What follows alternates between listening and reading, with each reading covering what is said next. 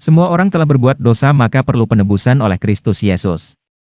Roma 3 ayat 23-24 berkata, karena semua orang telah berbuat dosa dan telah kehilangan kemuliaan Allah, dan oleh kasih karunia telah dibenarkan dengan cuma-cuma karena penebusan dalam Kristus Yesus. Inilah dasar ayat bagi orang Kristen untuk memberi penjelasan imannya yang disebut dengan berapologetika. 1 Petrus 3 ayat 15 berkata, tetapi kuduskanlah Kristus di dalam hatimu sebagai Tuhan, dan siap sedialah pada segala waktu untuk memberi pertanggungan jawab kepada tiap-tiap orang yang meminta pertanggungan jawab dari kamu tentang pengharapan yang ada padamu, tetapi haruslah dengan lemah lembut dan hormat. Yosua 1 ayat 8-9 berkata, janganlah engkau lupa memperkatakan kitab Taurat ini, tetapi renungkanlah itu siang dan malam, supaya engkau bertindak hati-hati sesuai dengan segala yang tertulis di dalamnya. Sebab dengan demikian perjalananmu akan berhasil dan engkau akan beruntung. Bukankah telah kuperintahkan kepadamu, kuatkan dan teguhkanlah hatimu, janganlah kecut dan tawar hati, sebab Tuhan, Allahmu, menyertai engkau, kemanapun engkau pergi. Yakobus 4 ayat 4 berkata, hai kamu, orang-orang yang tidak setia. Tidakkah kamu tahu bahwa persahabatan dengan dunia adalah permusuhan dengan Allah? Jadi barang siapa hendak menjadi sahabat dunia ini, ia menjadikan dirinya musuh Allah. Kisah Para Rasul 2 ayat 36 berkata, jadi seluruh kaum Israel harus tahu dengan pasti bahwa Allah telah membuat Yesus, yang kamu salibkan itu, menjadi Tuhan dan Kristus. Ayat ini menunjukkan bahwa perbedaan makna kata Allah dan Tuhan dalam Alkitab Perjanjian Baru. Arti kata Allah adalah hakehat atau sesembahan, sedangkan arti kata Tuhan adalah jabatan atau penguasa. Yohanes 5 ayat 19, maka Yesus menjawab mereka, katanya, aku berkata kepadamu, sesungguhnya anak tidak dapat mengerjakan sesuatu dari dirinya sendiri, jikalau tidak ia melihat Bapa mengerjakannya. Sebab apa yang dikerjakan Bapa, itu juga yang dikerjakan anak. Bilangan 23 ayat 19 berkata, Allah bukanlah manusia, sehingga ia berdusta, bukan anak manusia, sehingga ia menyesal. Masakan ia berfirman dan tidak melakukannya, atau berbicara dan tidak menepatinya? 1 Yohanes 4 ayat 14-15 berkata, dan kami telah melihat dan bersaksi, bahwa Bapa telah mengutus anaknya menjadi juru selamat dunia. Barang siapa mengaku, bahwa Yesus adalah anak Allah, Allah tetap berada di dalam dia dan dia di dalam Allah. Yakobus 1 ayat 27 berkata, ibadah yang murni dan yang tak bercacat di hadapan Allah, Bapa kita, ialah mengunjungi yatim piatu dan janda-janda dalam kesusahan mereka, dan menjaga supaya dirinya sendiri tidak dicemarkan oleh dunia. Matius 20 ayat 28 Yesus berkata, sama seperti anak manusia datang bukan untuk dilayani, melainkan untuk melayani dan untuk memberikan nyawanya menjadi tebusan bagi banyak orang. Orang yang murtad dari Kristen telah dinubuatkan dalam kitab Perjanjian Baru. 1 Timotius 4 ayat 1 berkata, tetapi Roh dengan tegas mengatakan bahwa di waktu-waktu kemudian, ada orang yang akan murtad lalu mengikuti roh-roh penyesat dan ajaran setan-setan. Rasul Paulus mengingatkan jangan mengikuti Injil lain. Galatia 1 ayat 6-8 berkata, aku heran, bahwa kamu begitu lekas berbalik daripada Dia, yang oleh kasih karunia Kristus telah memanggil kamu, dan mengikuti suatu Injil lain. Yang sebenarnya bukan Injil, hanya ada orang yang mengacaukan kamu dan yang bermaksud untuk memutarbalikkan Injil Kristus.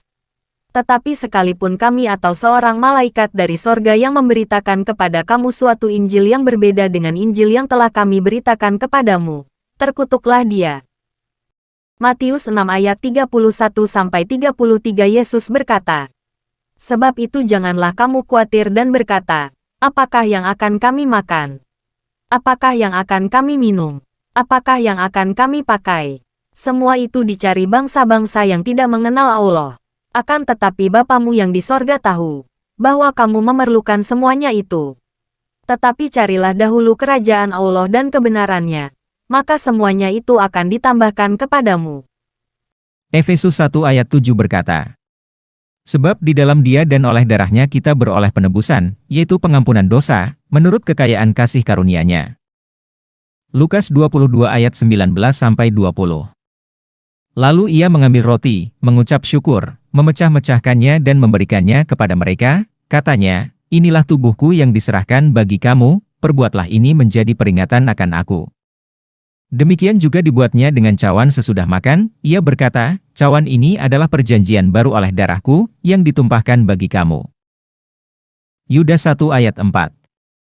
Sebab ternyata ada orang tertentu yang telah masuk menyelusup di tengah-tengah kamu, yaitu orang-orang yang telah lama ditentukan untuk dihukum.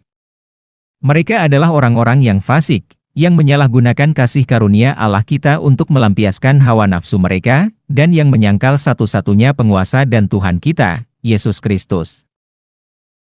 Mazmur 1 ayat 1-2 berkata, berbahagialah orang yang tidak berjalan menurut nasihat orang fasik, yang tidak berdiri di jalan orang berdosa, dan yang tidak duduk dalam kumpulan pencemooh, tetapi yang kesukaannya ialah Taurat Tuhan, dan yang merenungkan Taurat itu siang dan malam. Mazmur 147 ayat 11 berkata, Tuhan senang kepada orang-orang yang takut akan Dia, kepada orang-orang yang berharap akan kasih setianya. Mazmur 33 ayat 18 berkata, sesungguhnya, mata Tuhan tertuju kepada mereka yang takut akan Dia, kepada mereka yang berharap akan kasih setianya. Galatia 3 ayat 13-14 berkata, Kristus telah menebus kita dari kutuk hukum Taurat dengan jalan menjadi kutuk karena kita, sebab ada tertulis, terkutuklah orang yang digantung pada kayu salib. Yesus Kristus telah membuat ini, supaya di dalam Dia berkat Abraham sampai kepada bangsa-bangsa lain, sehingga oleh iman kita menerima roh yang telah dijanjikan itu. Mazmur 37 ayat 3-5 berkata, percayalah kepada Tuhan dan lakukanlah yang baik, diamlah di negeri dan berlakulah setia, dan bergembiralah karena Tuhan, maka Ia akan memberikan kepadamu apa yang diinginkan hatimu. Serahkanlah hidupmu kepada Tuhan dan percayalah kepadanya, dan Ia akan bertindak.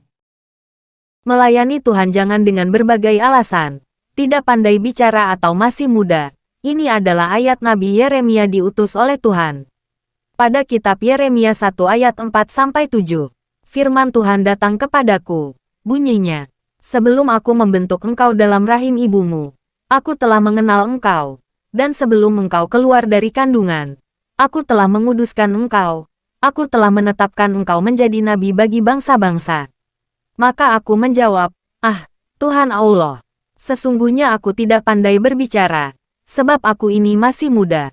Tetapi Tuhan berfirman kepadaku, janganlah katakan, aku ini masih muda.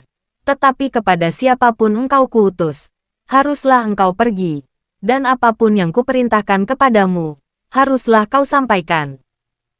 Yesaya 40 ayat 3 berkata, ada suara yang berseru-seru, persiapkanlah di padang gurun jalan untuk Tuhan. Luruskanlah di padang belantara jalan raya bagi Allah kita.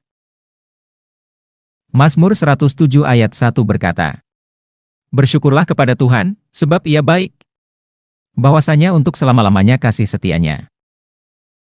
Yesus Kristus telah bangkit. 1 Korintus 15 ayat 17 berkata, dan jika Kristus tidak dibangkitkan, maka sia-sialah kepercayaan kamu dan kamu masih hidup dalam dosamu.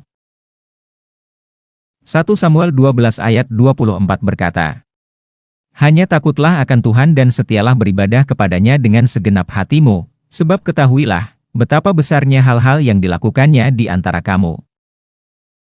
Mazmur 22 ayat 26-28 berkata, orang yang rendah hati akan makan dan kenyang, orang yang mencari Tuhan akan memuji-muji Dia, biarlah hatimu hidup untuk selamanya.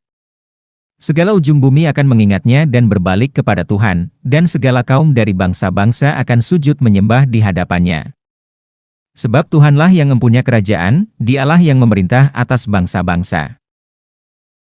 2 Timotius 4 ayat 2 berkata, beritakanlah firman, siap sedialah baik atau tidak baik waktunya, nyatakanlah apa yang salah, tegurlah dan nasihatilah dengan segala kesabaran dan pengajaran.